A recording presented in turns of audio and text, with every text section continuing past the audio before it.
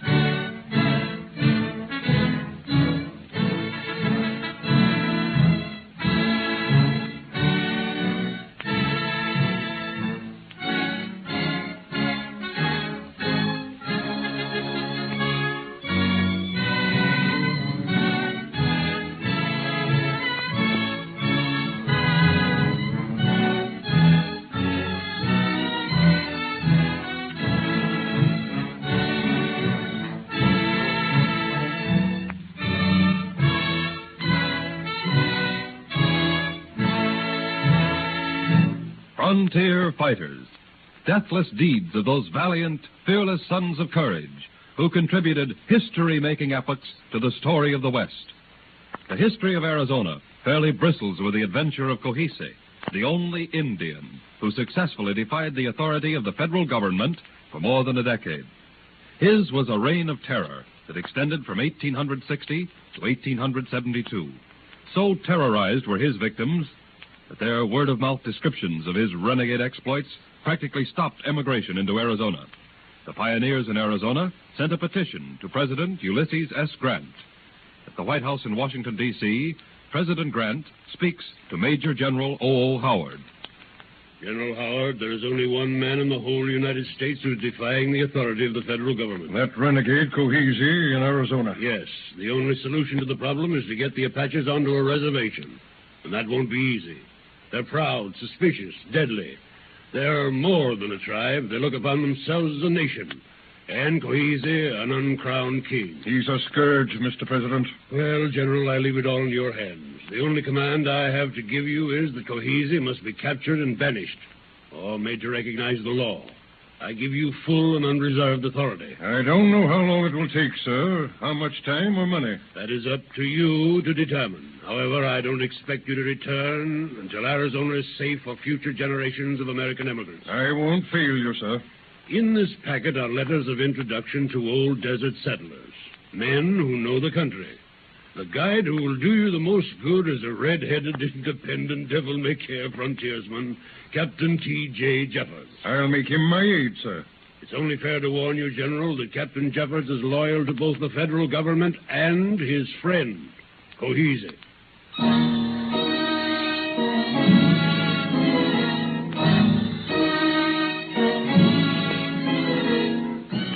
General, I suppose like everybody else who first puts foot in Arizona, you're wondering why I'm the friend of that pesky redskin. I think, Captain Jeffords, if you're to be my aide, it is my right to know.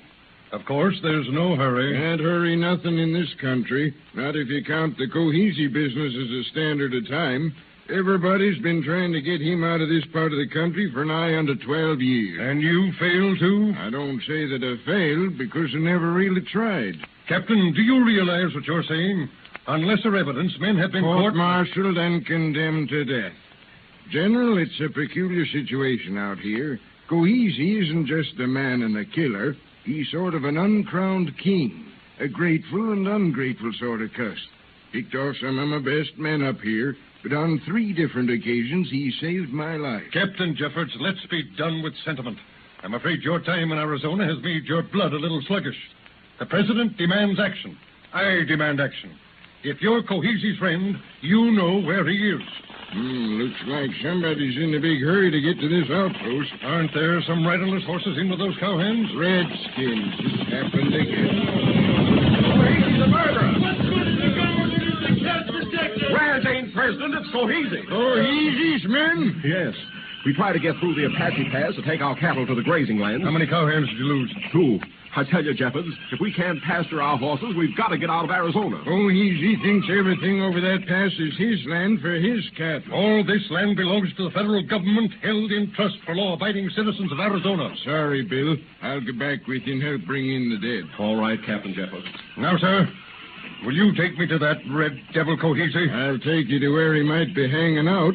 Guess you'll find him willing to make big talk. I don't want to treat with an Apache by making big talk, but at the point of a gun. Oh, why not accept my plan, General? After all, the man's my friend. I made a vow I'd blast this Cochise out of this territory. Think the federal government's going to give you all those troops, General? Huh? Ain't you heard the old saying about fire being used to fight fire, poison for poison?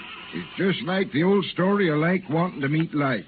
Cochise's a king in Arizona. Well, this is certainly a new way to play a game of war. If you leave your guns and cartridge belts behind, just the minute we put foot into his territory, we'll get somewhere. I insist on taking a troop with me. 5 men is all you need for this mission. Oh, what can 5 men do against 500 Indians? Authority, General, ain't in numbers. It's stamped in a man's face. Well, I'm following your advice blindly.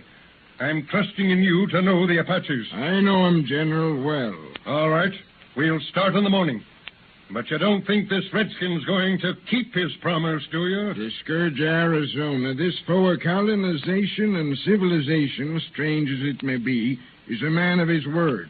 Besides, I'm a blood brother of Cochise's now. I got a name with them Apaches. It's Red Whiskers.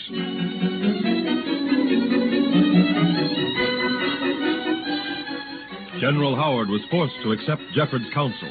Much against his will, he started out for Indian country with a party of 5 men. After a journey of 3 days, Jeffords brought the party to a halt and lit a signal fire. Within half an hour, a thundering horde of redskins suddenly appeared. To General Howard, it looked like they were coming out of nowhere at full speed for the white men. There they come for us. Battle formation, men. Drop your guns, I'm men. giving orders here. Men, attention. Get your horses to battle formation. Sell your lives dearly. General Howard, these Apaches are coming answer to my signal Yes, fire. to annihilate us.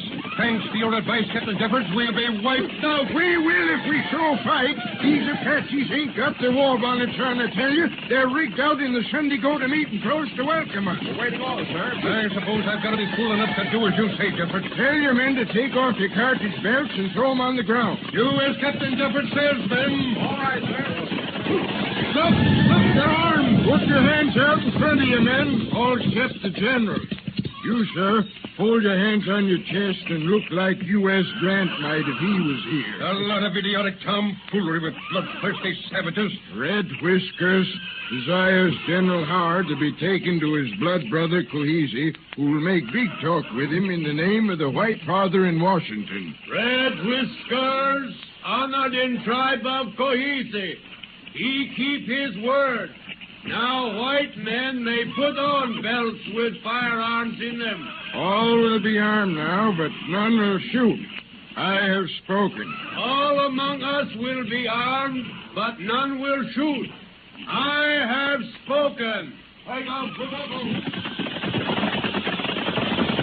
All right, General, they lead, you follow. And it won't be very long before you'll be standing face to face with Cochise. The uncrowned king of Arizona.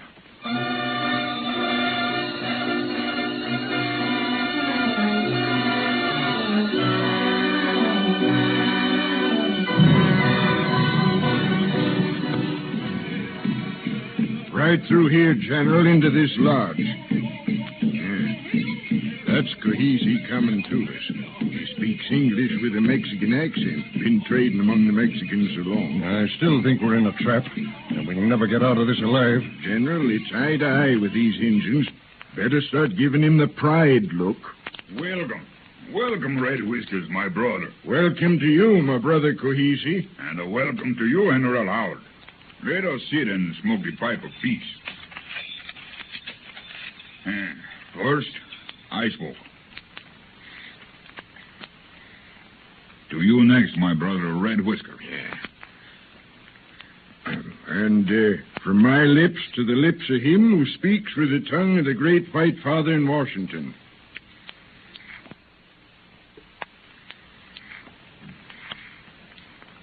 The great white father, General Grant, has sent me to make peace between you and the white people. Peace is very dear to my heart and the heart of my people. It is the desire of the white father that all his children of the many tribes move on to reservations. For the Apache, he wishes to establish a reservation on the Rio Grande. I have been there and I know the land well, but it would break up my tribe to move. Why not give me Apache pass? Give me that, and I will protect all the roads. I will see that nobody's land is taken by the Indians. That might do, but it would be much better for your tribe to go to Alamosa. Oh, I must call all my warriors and my chiefs together again. It will be 10 days before I know their will. I can stay until there is peace between you and me, between my people and your people. I have spoken. General, I think you put it over and you handled him with dignity and authority. If I fail in this, then I don't know what will be the future of this great territory. These redskins have got as many holes as foxes. Take 50 years to blast them out. Cochise knows the game will be up someday. I'll get to him tomorrow and tell him if he don't make peace, his people will be the outcasts of all the Indian nation. They're murderers and renegades now. But not outcasts. He's proud, this Cochise. Proud of what?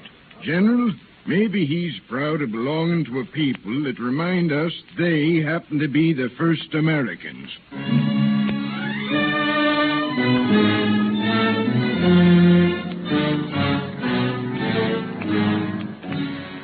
10 fateful days finally passed, and Howard once more stood in the presence of Cochise. General Howard, I have come to talk peace with you. It is well. But there is one condition. The great white father can make no conditions with his children. They must obey him. Cochise makes a condition. It is that my brother Red Whisker shall be Indian agent. My brother, I don't wish to be Indian agent. I have my own work. Then there is no peace. Captain Jeffords, as your senior officer, I must insist that you take the post. I command you. From you, the Indians will receive just treatment. Do you become Indian agent, my brother? I'm bent on this territory having a future, too. Suppose it won't unless there's peace. Don't like the idea of so much work, but I'll take it. Good. I give you my honor on these words. Hereafter, the white man and the Indian are to drink of the same water, eat of the same bread, and be at peace forever.